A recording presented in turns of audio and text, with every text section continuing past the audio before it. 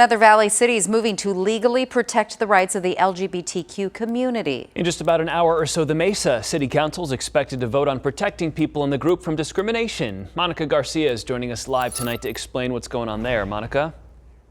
Yeah, guys, if approved, this ordinance is going to be breaking barriers in a couple of ways.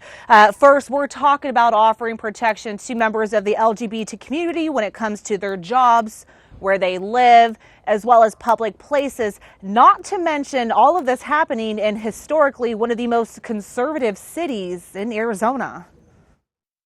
It's really hard for LGBTQ people and for our allies, our friends, and our family to make a life in a city where we aren't protected in the same way that everyone else is. Michael Soto from the organization Equality Arizona says a non-discrimination ordinance would not only show that Mesa is a city that protects its diverse population, Instead of having to hide in the city that they live in, but it would also lead the way for a strong economic recovery during COVID. it sends a signal, from tourism to massive companies looking to expand and relocate or to invest in the workforce, that Arizona is a place that values everyone. The ordinance doesn't solve problems, it creates problems. Opposing the ordinance are religious advocates like Kathy Herod with the Center for Arizona Policy. She believes the ordinance is too vague and raises safety issues for women and girls. One concern, for example, you have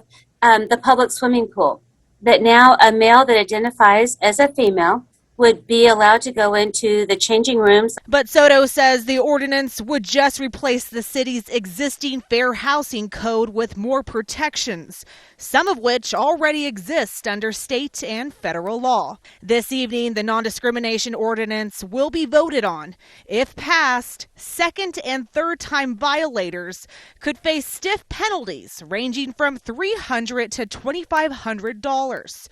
There will be no fine for first-time violators. Yeah, and so typically it takes about 30 days for an ordinance to go into effect in the city of Mesa. But in this case, if it is approved, the ordinance won't go into effect until around July 1st, and that's to help educate the public. In Phoenix, I'm Monica Garcia with Arizona's Family.